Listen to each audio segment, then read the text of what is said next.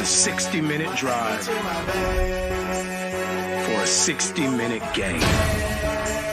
After all the miles we've traveled, we're almost there. After all the hours we've worked, one more can make us legends. After all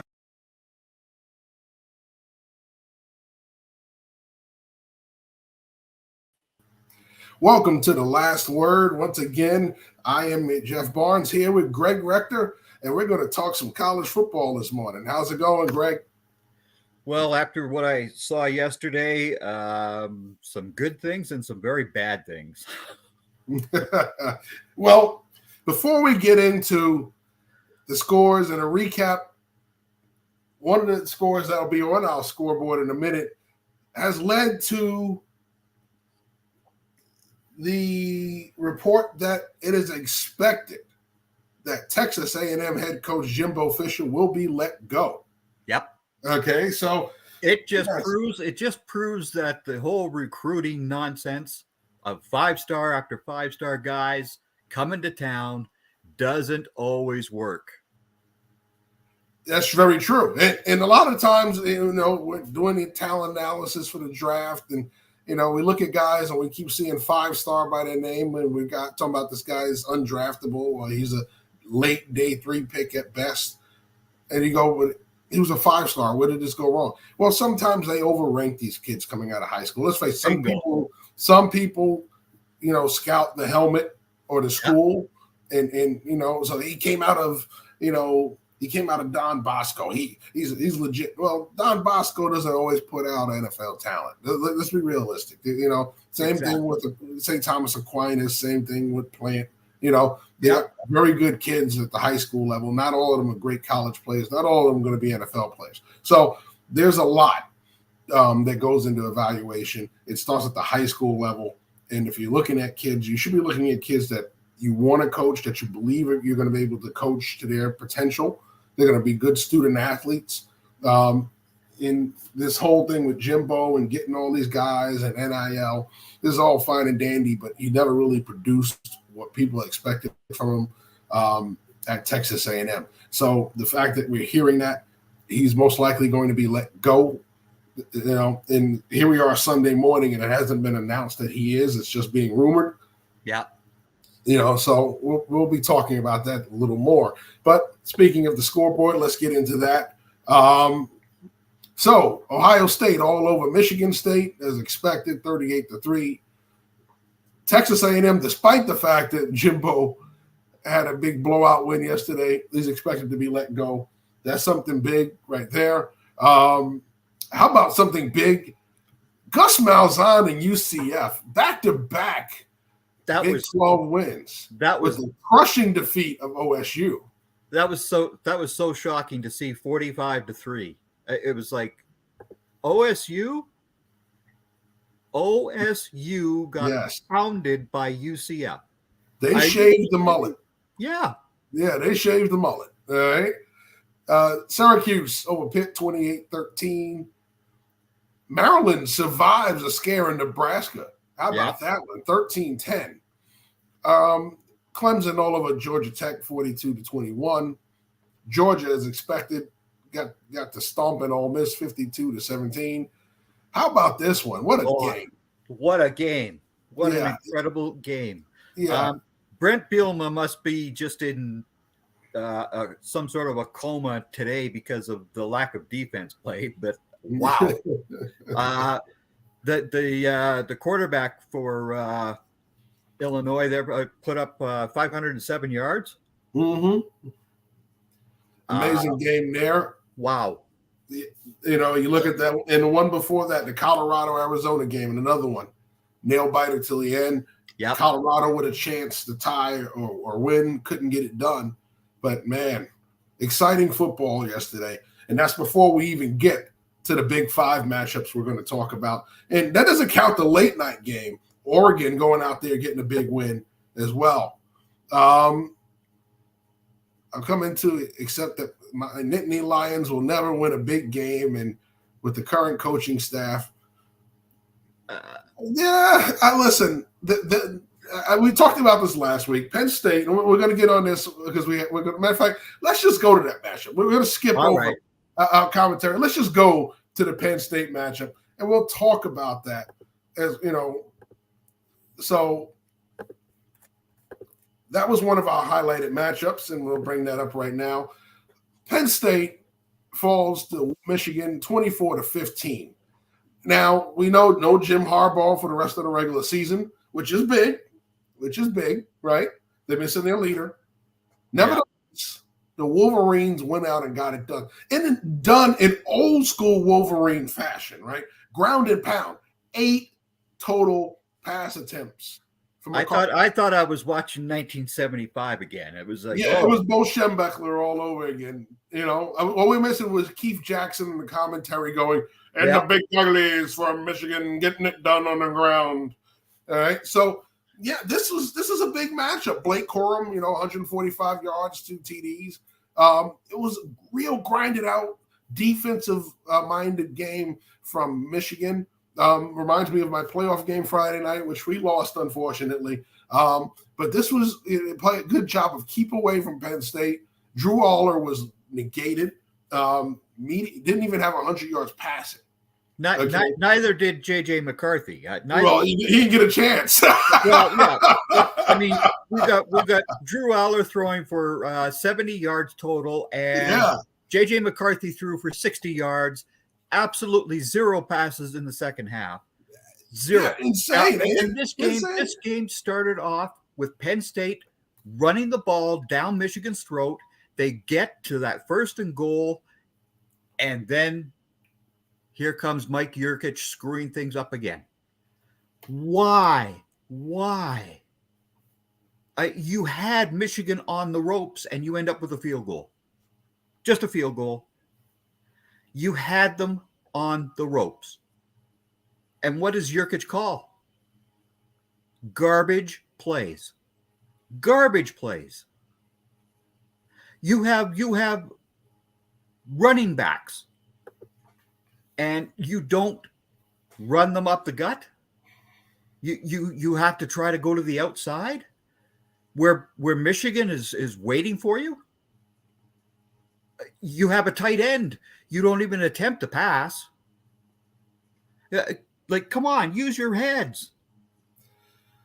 And to make matters worse, when they got that late touchdown and they had a chance to cut it, to either an 8 or a 7-point lead, depending on what they went for with the extra point or the 2-point conversion, I wasn't impressed with the execution on the 2-point play either. I thought in that situation, for me, I'm going for the guaranteed points. Right? Yep. As a head coach, if I'm down 15 in that situation, I'm going for the extra point. Why? Because I want to make sure if I get a stop, it's still a 1-score game. Exactly. If I miss on that 2-point conversion, it's a 2-score game. So I'm going to play the numbers. I'm going to take my extra point at that point, and I'll gamble at the end of the game with the tie, with the 2-point conversion. But I'm not going to take it where I got to now, if I miss, I got to go, it becomes a 3-score game. So there's a high risk in going for that 2-point conversion early. And a lot of coaches tend to do that because they want to have the simple execution or the extra point at the end. I get it. But if you miss, you put yourself in a 3-score situation instead of a 2. If you're in a 2-score situation, take the 7, keep it at a 1-score game, play good defense, and definitely try to do what you have to do to keep this game within 1 score. So that was the one mistake that I think you tend to get greedy at times. I got to have the 2 now, so we only need 1 later. Yep. No, take the guaranteed score and keep it at 1 score, and then play the defense to keep your team in the game. That's the smart play. I know it's the gamble. Everybody likes to take that big risk. But when you miss in this situation, what happens now? Here you are down 9, 2 scores now, and that means you got to get a stop, you got to score, and you got to get another stop, as opposed to getting 1 stop, and now you just got to score to tie. Bingo. So that's the big thing right there. These situations are so key, and it puts you into so many different scenarios if you make the wrong decision. Yeah. And the way that Michigan was able to run that ball 32 times in a row in the second half, that was amazing to watch. Yeah. Hey, yes, this is the school that I despise more than any other and all that other jazz. But hey, when you can run the football 32 straight times and succeed, you're doing something right. You look at the situation. We said no Jim Harbaugh. He's suspended the rest of the regular season. Yeah. This is how the season started for them. No Jim Harbaugh, right? This team has gone out there and impressively won week after week after week. This game could have been a lot worse if they didn't give up that late score. So, yeah, it should have been. It should have been. It should have been the 24 to 7. Right?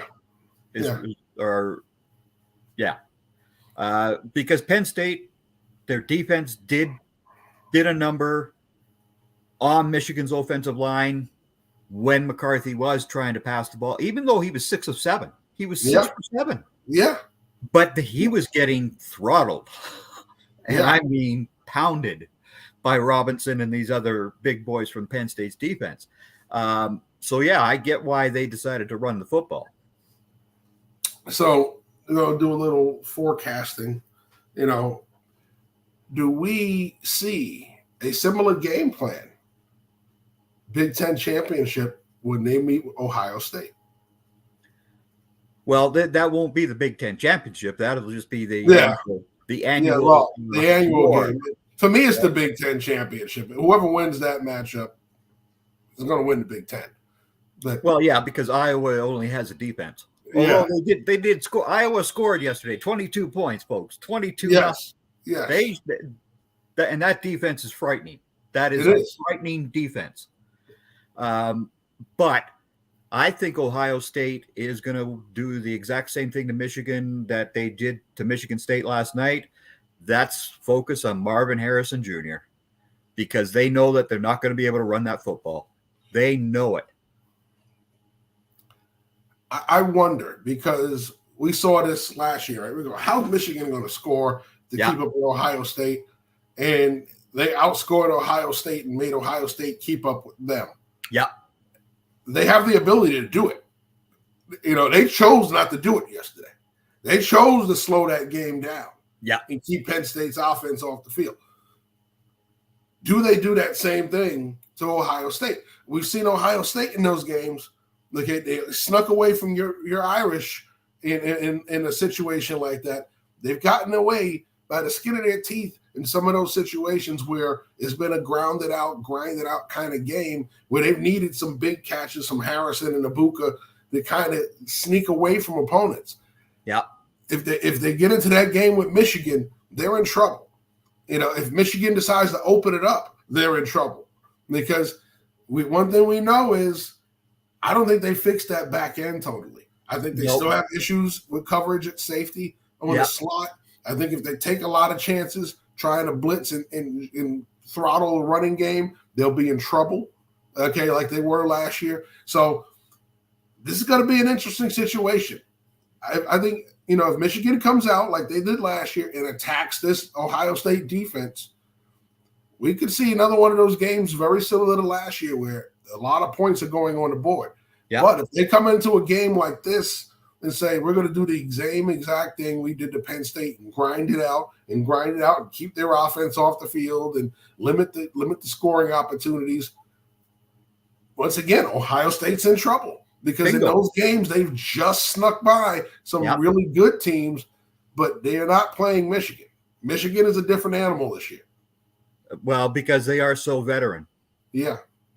And again, with the coach crying at the end of the game and all that nonsense. Yeah, I wasn't impressed with that either. I wasn't impressed with that either. Listen, you just had the biggest win of your coaching career. I know you're emotional. Yeah, you're a head coach now. You can't see you crying and cursing on TV, brother. You got to learn to do the interviews. Okay? Yeah, exactly. And whatever the court ruling is come next Friday, whether he's allowed to coach against Maryland and against Ohio State. That'll all come to pass, blah, blah, blah. The whole bottom line of this whole thing is that Michigan is still playing the most complete football of anybody in the Big Ten. They are a better team than Ohio State is right now. Bottom line. All right. So we've satisfied, the Michigan and unfortunately the Penn State fans. We get that a lot. Which I always, I was there. I was supporting the Nittany Lions, not just because they have Micah and all that other jazz, but I've always had this soft spot for the Penn State Nittany Lions, right? And that goes back to Paterno and Capoletti and all those old guys and all that other fun stuff. But yeah, to see that offense just struggle the way that it struggles is just frightening. It is really frightening because they have such a good defense. See, the Canadian just came out of you. The Canadian offense. That's a Canadian accent right there. Yep. So we're going to move on to our next matchup. We're going to talk about Washington and Utah. And anybody enjoys some good football? Man, there was a lot of it yesterday. And the Huskies sneak away from Utah 35-28. And we've always talked about Utah as saying their offense. It's all about the defense. Well, their offense has been looking pretty good the last few weeks. So, once again, Michael Penix Jr. comes out, gets it done. We're talking 24, 42, 332, 2 TDs. I also had 100 yards rushing from the running back to contribute. Once again, we talk about getting him help. Yeah. These guys are getting it done. But that last throw that put him ahead, that last touchdown was amazing. Of course, he's a left-hander, so rolling to his left is nothing uncommon. But the throw, being able to torque his hips to get enough power on it, fit it right where it needed to be. It wasn't back here; it was right here in front of him where he could pull it right in. Yeah, I mean that was an amazing throw. You guys want to talk about a tough environment to play in? That stadium by Lake Washington in November is not an easy place to play football, whether you're a Husky or you're the opponent. Bottom line, because that wind swirls so many different ways. I mean, you saw that big American flag, and it's moving, but down on the field, it's moving differently. So Penix didn't have as many completions as many people would have hoped, but that was due to the weather. He was throwing high. But bottom line of that whole game is the Washington Huskies defense did stand up. And they got that interception off of them. Then they got that late one as well. But that's been something that everybody says, well, Washington can't play defense. That's nonsense. That's utter nonsense. When called upon yesterday, that defense came through and they shut the Utes down in that entire second half. Utah was up. Yeah, they got a lot of pressure on Barnes. Bryson Barnes. Yeah, love the last name. They got a lot of pressure on him late in that second half to kind of change it up because he was able to carve him up in the first half. Yep. That last throw was it was tough. He was trying to fit a tough ball in there in a tough situation. Great diving interception. But the interception before was the key to me. Yeah. That was the one that changed all of the momentum. It changed everything. It changed everything. And that's when the Huskies struck. And when they strike, I mean, Penix to Oduze is just an incredible thing to watch. That receiver is just phenomenal. Bottom line, like he's NFL ready. That kid is NFL ready. I'm really interested to see how this finishes out for Washington. They've been fighting through all these Pac-12 games. Still got a couple of teams left they got to finish up with. But they got the Oregon State Beavers next. yeah, Uh-oh. and that's not an easy matchup. Oregon Nope. State is sneaking past a lot of people's radars, because they're playing well. Defensively, they're playing well. If it wasn't for that hiccup in Arizona, they would still be contending for a lot of people's Pac-12 title. Yep. I think that's the one thing they get was the hiccup in Arizona. Otherwise, this team is still out there beating people and keeping their name in the conversation. So, and the Beavers are also going to be ready for that last Civil War. yeah. I'm telling you, the Oregon Ducks, you had better be ready to play football that day. I mean, if you're not ready, Oregon State will be all over them in a hurry. In a hurry. Yeah. And if you're watching the matchup last night, Oregon did beat USC, but it wasn't as easy as they thought it would be. People thought it was going to be a run up and down shootout. There was a lot of defense played in that first half, even in the second half. So, yeah, that's not going to be an easy matchup for them when they play Oregon State. So, we're going to go further into these last three games, but we're going to hit our break first. So, all right, we'll be back with more of the last word right after this, everybody. We'll be right back. In 2006, we founded Yeti Coolers with a simple mission: build the cooler we use every day if it existed. One that was built for the serious outdoor enthusiasts rather than for mass discount retailers. One that could take the abuse we knew we'd put it through, out in the field and on the water. One that simply wouldn't break. We decided early on that production innovation would come from necessity and first-hand experience, not from market research and data analysis. Today, Yeti products perform when it matters most. Whether that be an excursion into the remote Alaskan wilderness, chasing redfish on the Gulf Coast, or just getting together with friends in the backyard, we make gear that helps you stay out longer, travel farther, and live harder. # built for the wild.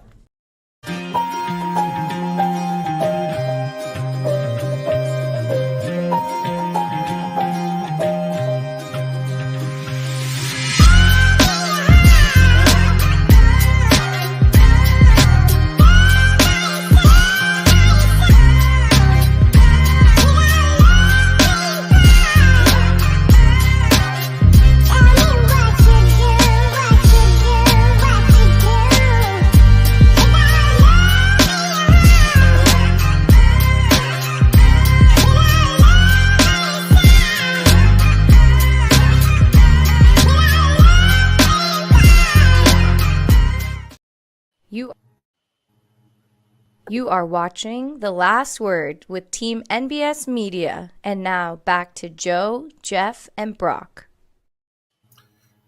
And yes, this is The Last Word, and it is Jeff and Greg today. Greg filling in for two guys, not just one. He's filling in for two guys today. Filling in for Joe and Brock. But we're going to move on to our next matchup. And boy, oh boy, it's the only blowout of the group. But we had to talk about this one.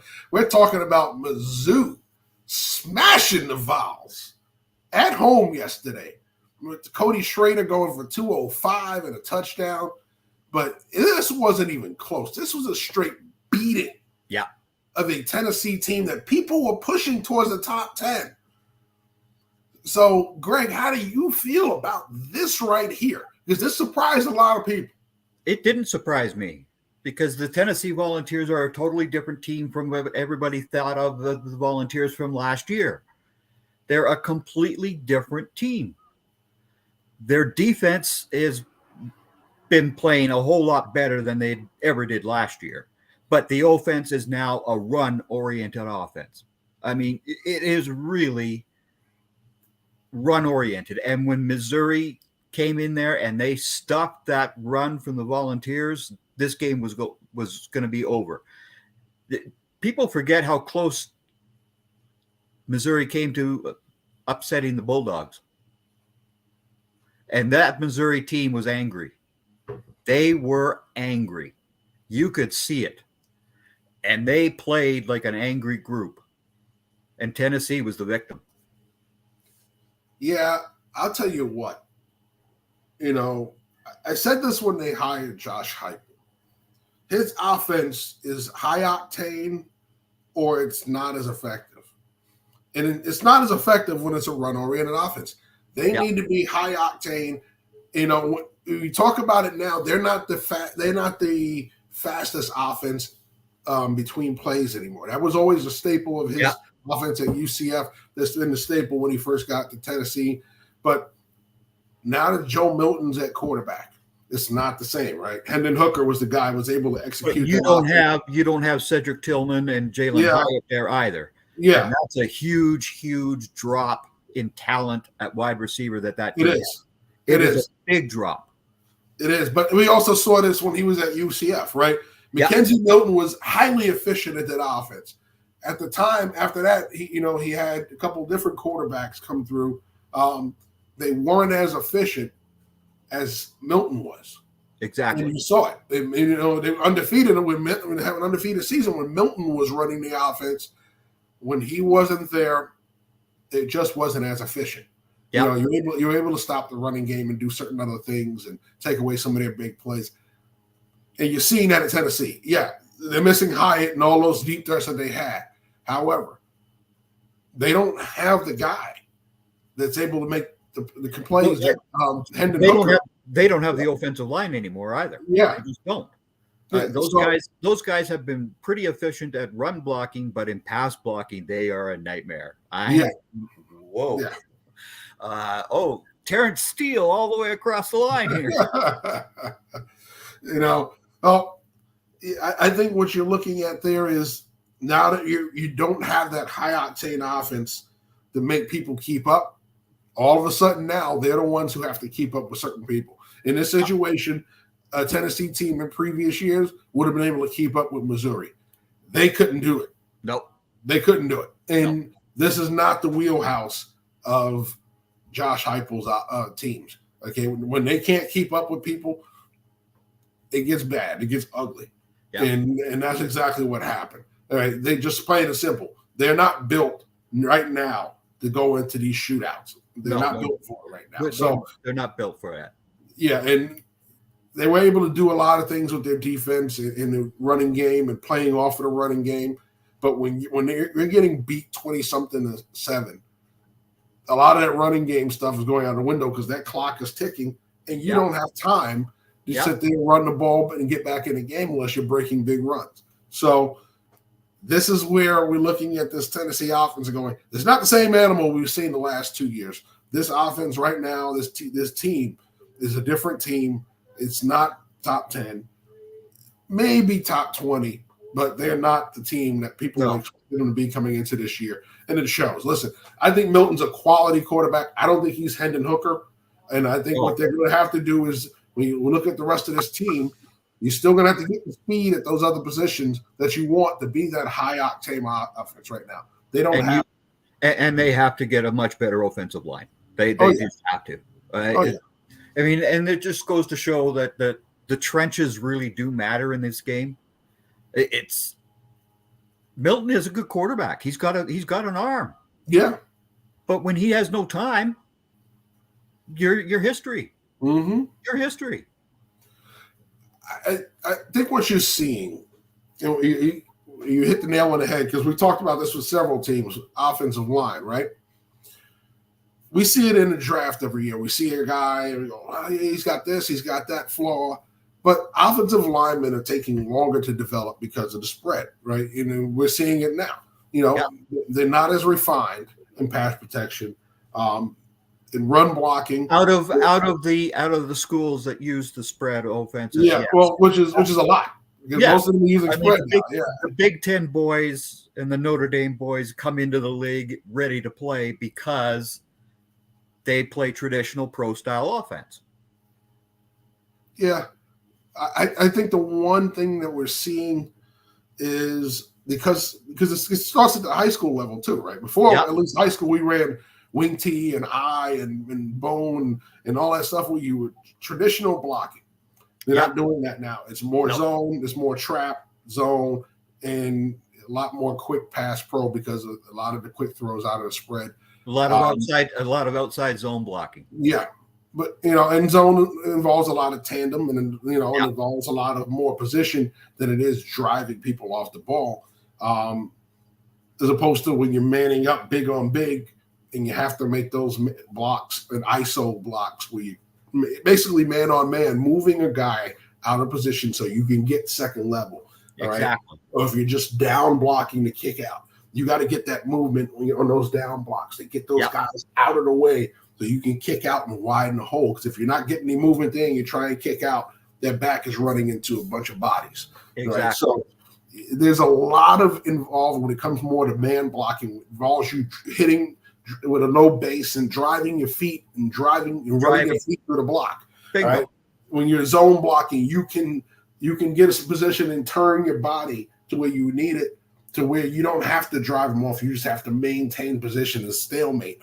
Something that's not effective at the next level when we talk about the NFL. So a lot of college linemen are seeing this and having this kind of struggle, and we keep talking about it all the time. Oh, they need to be able to do this. Well, this is what's happening. They're not doing that right now. They're stalemate blockers. They're position blockers. Well, Bama's guys like to move people because Bama's more traditional. So I see what the people are saying. Now with Tommy Rees, you can debate that, but nevertheless, Nick Saban believes in big boys moving people. So what Heupel, as long as they're able to maintain position and wall off, he's fine with that. Because as long as they're doing the tandem stuff, when they're tandeming guys to the second level is one. Exactly. But as far as one-on-ones, as long as they're maintaining position and creating the lanes that need, he's fine with it. And that's why Darnell Washington ended up going in the first round to the Bears. Yeah, Darnell Wright. Yeah, Darnell Wright. I mean, Darnell Wright. Darnell Washington should have been coming to Dallas, but okay.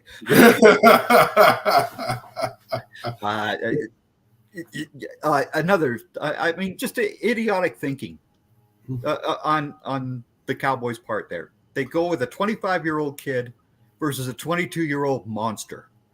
Yeah. And you got Terrence Steele, who's coming off an ACL, who's going to be slower and all that other jazz, right? Hello, Washington. Hello. 6'7", 275. Hello. Yeah. Well, they could have gone a few different directions at tackle. But we're going to move to the warm weather state here. This is a Florida matchup. We're talking about Canes, Noles. You don't have to say the school because everybody knows Canes and Noles. This is a rivalry beyond rivalries here in the state of Florida. In the 80s and 90s, this was a national championship matchup. Yeah. Now it's just a Florida rivalry, as these teams haven't had that kind of success in quite a while. But nevertheless, it was a heck of a game. Jordan Travis goes out there and performs well. Miami, he has a chance to get there in the end, but interception, game over. And it was a risky interception as it was fourth down anyway. But nevertheless, Florida State holds off Miami to win 27-20. Greg, what are your thoughts on that one? The Florida Seminoles are headed for the college football playoff, kids. I don't care what there's nobody that's going to beat that team in the ACC, not even Louisville. Louisville will give them a good fight, but nobody is going to touch this Florida State team because this is the most complete team I have seen Florida State have in many years since Bobby Bowden. Let's not even go back to the mid-teens with Florida State here. Let's go way back to when Florida State was, always going to be at the top of the NCAA charts. They've got a running back in Trey Benson. Yes. I mean, that kid is just phenomenal. And when you got Jordan Travis and those receivers, Wilson and Keon Coleman, that's a pro style offense there, folks. This is what we talk about versus the spread and all this other jazz. Florida State doesn't really spread you out all the time. They'll play some spread, but boy, they can really pound you traditionally. And Miami, they just don't have that. They don't have that same level of talent. They just simply don't have the talent to keep up with a Florida State. Well, I think Miami's biggest problem is right now when you have question marks at the biggest position on the field. Yeah, that changes your team. Beginning of the year, they seem to have all the answers there. Last few weeks, especially since that late loss that they suffered, they've been trying to figure out something different. Well, I mean, they benched Van Dyke for this game. I mean, and yes, he did come in when Edwards got injured at the end of the game. That hurt. Williams, Williams got hurt there. Sorry, and that was an ugly injury. It was, and honestly, he wasn't overly effective either. Right? We talk about it. 8 of 23. Yeah. Yeah. Now he had some big time throws, which is why he had 175 yards and 2 TDs. So when you look at the completion, the yards per completion, you go, wow, he's got amazing numbers. And he didn't have any interceptions, but his completion percentage wasn't even close to 50%. No. So when you look at it, they're not overly effective throwing the football. They were effective running the football. Chaney had 85 yards, but Fletcher was held in check, right? Williams was able to go out there and try to make some plays with his legs. But once again, you just don't have the consistency from the position that's going to allow you to, when you're in games like this, pull them out. Yeah. And I think that's one of the issues when you look at Miami now. They were undefeated at one point. Now they're 6-4. Yeah. So, and again, this goes back to the whole recruiting thing and everything else that we always talk about with all these schools. Doesn't matter which school you are, even Georgia and Alabama have recruiting issues. Every school has them. Yes. Miami's recruiting issue has been downhill for so long. I don't care who their head coach is. They are not going to be able to compete with those bigger boys. They're just not. Well, I'll tell you what. Don't let Alonzo Highsmith hear you say that. Okay, Alonzo. Yeah, you are the superstar of all recruiters and everything else. I haven't seen him on the road since he left the NFL, so I can only tell you when I see him with Miami, I know he's down there part of that program trying to help rebuild it. So, moving on to our final game, and this was one that honestly, I must say this: Texas likes giving their fans a heart attack. They really do. Yep. Because there's no way that you go out there with the lead that they have and win by 3. I just don't understand that. And for some reason, they like doing this to their fans. Because this is becoming a weekly basis now where Texas goes out there and opens up a big lead early, and in the end, the scoreboard looks like this. Yep. I mean, what was it, 26-6 or something like that, or 20? I forget what it was, but 26-9. Yeah. Right. So they were opening it up. They cracked open the can before, they decided to take the rest of the game off. And this is not the first time we've seen it. This has happened for several of their wins where they open up these big early leads. Everybody thinks it's going to be a blowout. And before you know it, the other team is hanging around at the end. Well, this all comes through to what happened last year for TCU versus what happened this year. TCU gets that interception, and then the kid returns the ball deep into Texas territory, but he fumbles it away. And it's just like, oh, no. Last year, TCU got those turnovers. That's how TCU got to where they were last year. They were in close games all last year too. But their defense always made that play. They got a fumble recovery, they get an interception, and that's how they would beat you. This year, it didn't happen. Sonny Dykes is now joining the former Texas coach as the only two coaches to have gone to the national championship game and then had 6 or more losses the next year. Yeah, I'll tell you what, Jonathan Brooks was going off. Yep. I think the injury to him matters a lot for Texas going forward because he has been a godsend. They haven't had anybody playing as explosive in that backfield as he has been. He's been consistently explosive, making plays for them time and time again. We know about their receivers. We know about their tight end. We see Quinn Ewers come back yesterday and throw the ball effectively. Had some questionable throws where you can look at him and go, is he fully healed? But for the most part, he threw the ball effectively yesterday. I must say this. That interception, though, was one of the ones where you go, woo. Because that safety should have never touched the ball. He underthrew that ball so bad. Yeah. Because the kid was open. He had about 3 yards on the corner. The safety comes from underneath. Because and here's that underthrow. It was just so underthrown that, big time. Yeah. And again, even with his overthrows, though. Yeah. Ewers has an issue finding his receivers at times. And you question his ability to be able to take this type of game to the next level.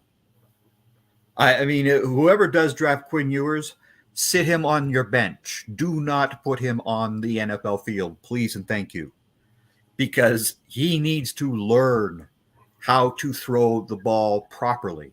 He relies on his arm strength and all that other. No. It's not just about your arm, sunshine. It's about your placement. Your placement matters. And he has no clue. He has no clue how to place that football at times. I'll tell you what. With him, you're going to see when he gets to the draft process, you're going to see him working with one of those quarterback coaches, working on a lot of mechanical things. One thing I've seen with him ever since he was coming out of high school is he has that low release point. You know, he's more that 3/4 sidearm kind of thrower where that ball comes out this way, right? The problem with that is, when you get hit a certain way, those are the guys that tend to get the shoulder injuries, right? Because you're throwing here, but you're not throwing here, a high 3/4 or even an over the top, right? You're throwing here. So even right now, as a guy who's kind of got a little bit of a shoulder injury, I feel it just doing this motion. All right. So for him, that's got to be even harder when you're taking the hits that way. Right. But it also, when you have a low release point, it allows passes to get tipped, batted, right, which go in different directions. We've seen what happens with those, right? Shorter quarterbacks have that issues, but guys with low release points also have that issue. And when you have big guys that put their hands up when they see you releasing, that causes issues for you. But it also causes issues when you're throwing those deep balls. Why? Because you are either underthrowing it, you're not getting enough on it, or you're overthrowing it because you're throwing it too soon or putting too much on it. So you want to be, with deep ball timing, it's got to be precision, right? It's got to be about ball placement. It's got to be timed right. You got to release it at the right time. You have to be able to put it in the right spot. If he's on top of the corner, you got to lead him down the field. If he's even with the corner, you want to put it back shoulder where he can turn and kind of make the play and shield the corner away from it. All right. What you're not seeing is consistent ball placement with him, but you're not seeing the consistent arm talent. Arm motion. No. So it's always, like you said, it's always that low release and all that other fun stuff. And he's going to be in trouble next week because they're going to Iowa State. Did you see the number that Iowa State put on BYU? Absolutely. That was a beating. I mean, that was an absolute beatdown. Yes. And I have a feeling it'll be a very similar game. They'll come out, they'll jump on Iowa State, and everybody go, okay, Texas is going to win. And he'll come Iowa State coming right back, and they have the offense to do it. And suddenly people will go, whoa, what's going on with Texas? This has been this Texas team. And if you go into playoffs, right now they're ahead of Bama in the playoff seeding, but not anymore. Oh, you lose, that's over. All right, that's over with. You're not anymore. Texas will be below Alabama this week. I can guarantee you, because everybody can see what's going on here. Yeah, and well, we got Bama. They have one more tough matchup. So so they're not out of the woods yet for playoffs. So Texas still has hope, but the problem is you got to win all your games. You can't lose. No, you can't lose. No. So you have to win all your games from here on out. With Bama, this is a whole new scenario for you because plain and simple, you're not expected to beat Georgia. No. So although I'll tell you, the Alabama offense under Tommy Rees, of all people, has come alive. It has. It has really come alive. And he has allowed Milroe to play quarterback, which is something that those of us who saw Tommy Rees at Notre Dame, no, there was no allowing a quarterback to actually go out there and play quarterback. Well, he didn't have a quarterback. Well, besides that factor, right? Yeah. This is going to be a very, very different Alabama versus Georgia SEC game, because this Georgia defense, they're good, but they are not loaded the way that they once were. Not at all. I'm going to tell you what, though. I'm really interested to see what happens with Texas this next couple of weeks because they're a team under a lot of pressure. Yep. Their coach has been known to break in these situations. Okay. They broke in Norman. They should have beat Oklahoma. They should have. They should have beat Oklahoma. They broke. All right. Yep. So they can't afford to break again. Yeah. So this is going to be. And here's another beef of mine for this past week: the Ohio State uniform and the Oklahoma uniforms. Stop this nonsense! Stop this nonsense! I want to see the scarlet in Ohio State, not this gray nonsense, and Oklahoma wearing gray. What the hell is that? You're red. You are red. Don't give me these new styles and all this other garbage like Oregon. Again, and that uniform last night by Oregon was so ugly. It was painful to look at. Don't do this stuff. Yeah, I'll tell you what. I know, especially now coaching at the high school level, we live at a time where the younger generation likes the shiny stuff, right? Mm-hmm. And I'm not doing this about money. I mean, as far as they like the glitz, the glamour of a program just as much as the winning of a program. Yeah. If you're a school that has a bunch of uniforms and a bunch of a bunch of frills and all that stuff, they're going to look at you. Yeah. You think about it, Oregon gets all these recruits. You go, well, how's Oregon getting these recruits? They've never won a national championship. I don't even know anybody old enough to have seen them win a national championship because you haven't. Okay. Exactly. But yet they're getting people. Why? Because ever since they partnered with Nike, they started coming up with all these uniform combinations. Yep. And all of a sudden everybody goes, ooh, look at that. Oregon. They're a good program. They've been a good program for the past 20 years. Yeah. But guess what? Oregon still have 0 titles. Yes, Oregon hasn't won one. But they get kids because, plain and simple, they like the glitz, the glamour of the program. Yeah. Notre Dame for a while had an issue with that, right? Remember, it was just, coming to Notre Dame. Yeah. But then Notre Dame said, well, we can get it on this combination thing too. And you started seeing all these Notre Dame combinations. Kids go, ooh, okay. The Irish, okay, they're not so old anymore. It's not those same old Irish uniforms. Okay, I like this stuff. I can go for that. The helmet's a lot more gold than it's ever been. You notice that, Oh, yeah. Yeah. It's a lot more gold than it's ever been. Ooh, that's a nice shiny gold helmet. See the gold in behind me? That used to be the Notre Dame gold. Yes. It's much brighter now. Yes, it is. So, yeah, they've done all these changes to kind of get the attention of the kids. Every school is doing that now with all these uniform combinations. I think the worst one was Maryland. Everybody goes, oh, people go, why? Because the Maryland state flag is the state flag. Yeah. But having it on a football helmet was not endearing to anybody outside the state of Maryland, which is why it never won over the recruits that people thought it was going to win over. It won over certain kids, but it didn't win over to everybody. And even West Virginia's helmet last night, with the tiny WV on it, was what are you guys doing? Yeah. Where's the WV? You're dealing with West Virginia at this point. Bottom line.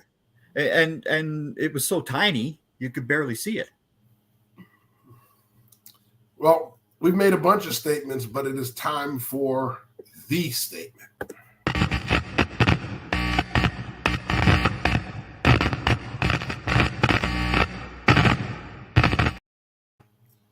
All right, Greg. So it's time for us to talk about who made the biggest statement yesterday.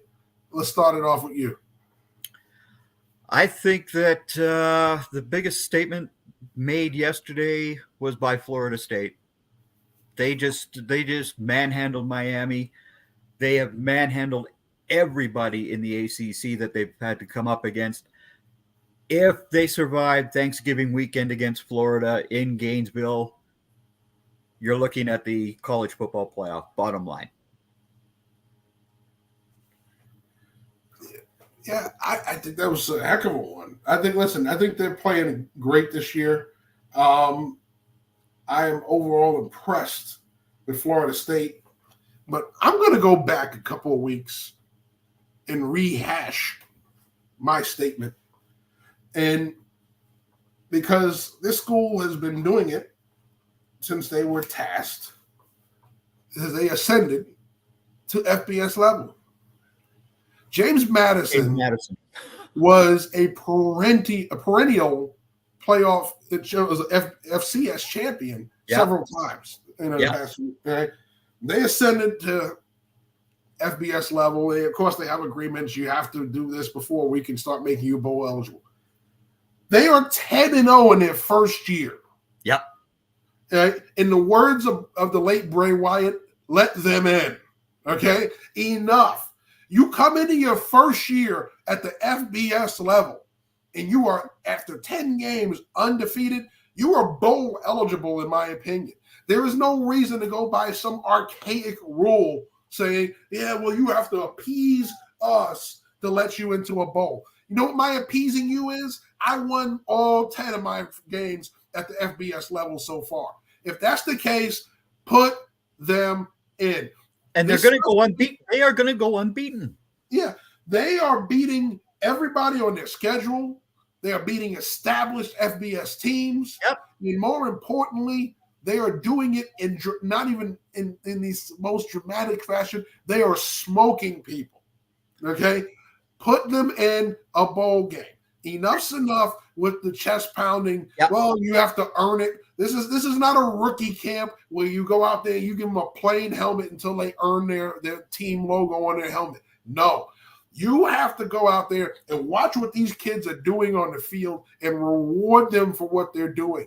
And that's what it's all about. Football's supposed to be a meritocracy, not an arrangement.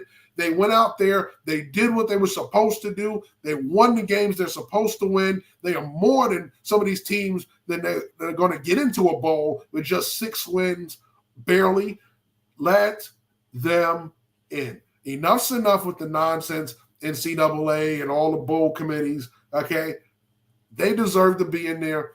Check your pride at the door. Give the kids what they deserve. Let them into a bowl. And I'll echo the same sentiments against the NCAA. As you are well aware, I have always been against the NCAA, especially on football things, because when they finally do punish a school, it's a new set of kids who are getting punished. Yes. And this is for that school up north. I'm sorry. Harbaugh or whoever else, they've cheated. These kids do not deserve to go to a bowl game. I'm sorry. If you're found to cheat, your program must suffer the consequences now, not 2 years from now, not 3 years from now, not when the coach has been fired and gone to the Chicago Bears or wherever Harbaugh's headed, because he's out. He's out. Michigan, he's leaving. Don't get all crying over the fact that he's going to be gone, but he's going to be gone. And then it's going to be the kids who come after that suffer. No, these kids are the ones, I don't care how good they are, how veteran they are, they have been given an advantage, an illegal advantage, according to the NCAA. You have to punish these kids. That's the bottom line. Well, we had a special name for them when I was in college. It's called the NCAA. All right, Yeah. so Yeah. it started with an A. All right, Yes. and everybody's got one. Okay, Yeah. so we didn't like them as players, and honestly, as a coach, I do have issues with how they do things. I always think they're very reactive instead of proactive. I think they do things in their own interest. It has nothing to do with the kids. So yes, I have a lot of issues with the NCAA. And that starts back from my days of being a young 18-year-old trying to play college football. So yes, it's insane that we're talking about a 10-0 team missing playoffs. It's insane that we're talking about, the sign stealing going on, and the best they could do was come up with that. Yeah. It's all on the head coach. No, I think that's more because you don't like the guy because he's flipped you off on several occasions. So you're trying to stick it to him, but you're not trying to hurt your bottom line by telling you that you're going to miss the playoff. Exactly. Right? So that right there, it tells you about the NCAA. It ain't about what's right and wrong. It was about, bottom line's going to hurt if Michigan misses playoff. All right. And we could have another chance to stick it to Harbaugh since he likes to flip us off. So there you go. That's what that ruling was about. Yeah. And it's pathetic because it was only, and guess what? They're still winning. But it's only they're still winning. It's only a Big Ten decision. It's not an NCAA decision. Yeah. The NCAA should be there. They should be the one saying, Michigan, you've cheated, you're out. That's it. We have no time for anybody who cheats. Look how long it took them. Look how long it took them to actually give the death penalty to SMU. Right? You go back, and they haven't given a death penalty like that since. No. All right, they've only done that then, and since then they have been hesitant to do it through some of the worst accusations known to man. Okay, they should have gone to Baylor when the whole Bryles thing came out. Bobby Petrino. Oh, that's a whole nother story. I mean, these guys should have been banned for life, gone. Yes. Okay. But no, they don't. But who's got to go? We got to go. We got NFL content coming right behind us with moving the chains. So I got to ready to jump into that studio. But guys, make sure you're tuning in. Stay tuned. If you're watching now, go get a sip. Come back because we'll be back with some NFL talk. Thanks, Greg, for coming in this week and doing the job with me. Listen, man, 2 guys filled in, made it look like 3 were here. So we got the job done. Yeah, so plain and simple, man. It was great seeing you again. We'll be back at this again. All right. It's time for moving the chains, folks. Thanks again for watching. We'll be back next week. Stay tuned for more. Have a great weekend. Have a great week, I should say. Take care.